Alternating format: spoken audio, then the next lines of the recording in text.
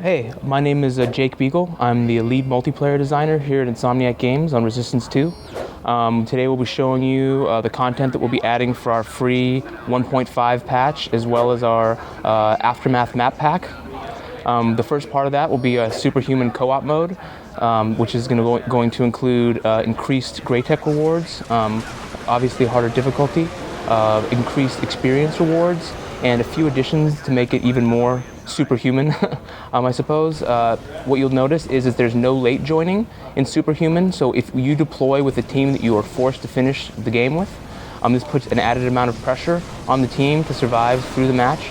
Also, there's no auto respawn, so you must be revived by another player. This really puts the pressure on the team to work together. But again, the rewards are doubled, so the incentive should be high. This also provides an opportunity for more experienced players to bring their friends in who haven't played as much, to power level them with these increased experience rewards. As you can tell, I'm playing with a very leveled up and powerful co-op group. There's a soldier with a fully leveled up shield, and my teammates, as you can tell, have all of their co-op upgrades. This is very important, if not essential, in Superhuman co-op. We have definitely tuned it to be very challenging. We definitely tuned it that working together is essential. I think this mode, more than any, the adage that play together or die alone, I think really stands out. Again, we're forced to keep our players alive by through resurrecting, and they will not be auto-timed out, so when people die, they must be resurrected by a teammate. This is Chicago, which is one of the levels that we did ship with, so you will be able to play Superhuman on any of the existing co-op maps. It is simply an augmentation in which the AI becomes more aggressive, has higher hit points, and again, yields more experience. Our co-op bosses or ranked enemies, again, drop more Grey Tech for the group, so it's a great opportunity to power level your less high level characters or your less experienced friends. Having leveled up upgrades in this expanded shield really makes it possible for me to take as much fire and put myself into harm's way in Superhuman mode. The increased damage and the increased hit points of the enemies really makes things challenging. You have to play more defensively also, because if you're too aggressive, you can wipe, and if you wipe in Superhuman, it's pretty much game over. So the stakes are higher, the odds are higher, and the rewards are higher as well. So my friend there who just went down is not being auto-revived. I have to revive him manually, which I just did, and he should thank me for. Done, Spectre. The Chimera have set up communication beacons on the roof of this construction yard. Objective is to locate and disable... We're progressing to the next zone here. You know, talking about co-op, one of the great things that we got in was the variability and the randomization. It should be different every time, as well as, you know, having basically finishing zones that allow, you know, for more epic encounters. These are also augmented in Superhuman.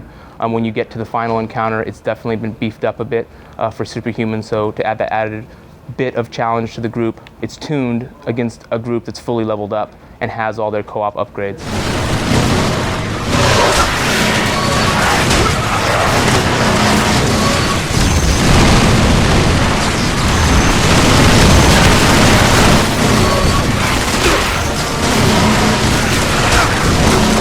This zone is an example of what we consider to be an end zone.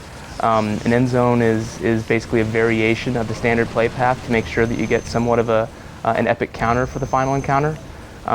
This end zone, when you play it in a standard way, I think it's just basically a rush of enemies, but when you get it as the final encounter, we give you a special encounter, which is what we call the Mother Leaper or the Queen Leaper. The Queen Leaper is a boss who is basically a more powerful version of the Leapers. She's around here somewhere. I think she's marked by the star that's back there. Let's see if I can go back there and find her. And there she is.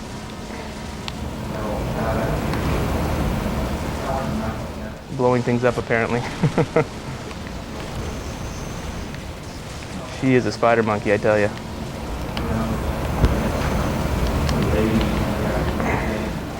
This is just an example of how we got more variability in the co-op. so that you didn't know quite what to expect, to increase the replay value as well as just kind of the anticipation value. It's just fun to get something different that you don't usually expect. So if you get this as the end zone, this is an example of what you might be able to expect as something different or unique. She's going to drop more than usual Great Tech, actually doubled Great Tech rewards.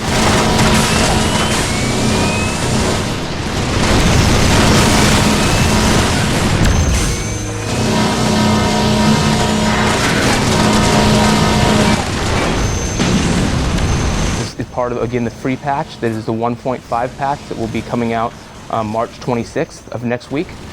We look forward to seeing you guys online, and again, this is free content, so anybody who has Resistance 2, feel free to jump in and play some Superhuman co-op with their friends. Bring some less experienced friends in and you'll be able to level up more quickly, or play with your more advanced friends to make sure that you complete these levels without dying.